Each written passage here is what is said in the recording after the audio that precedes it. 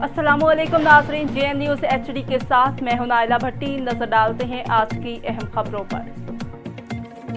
रुक करते हैं भावलपुर का। हमारे सिटी रिपोर्टर मोहम्मद इरशाद की रिपोर्ट के मुताबिक भावलपुर के नवाही इलाके चक नंबर 7BC में सुपर 7 टूर्नामेंट खेला गया, जिसको फाइनल मैच गनी सीसी और हंजला सीसी के दरमियान खेला गया।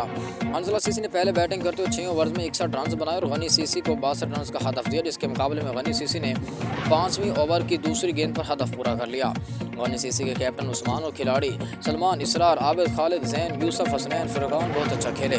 मैच के अख्ताम पर दोनों टीमों के कप्तानों को ट्रॉफी और नगद इनाम भी दिया गया। फाइनल मैच के मेहमान खुद भावलपुर सिटी प्रेस क्लब के चेयरमैन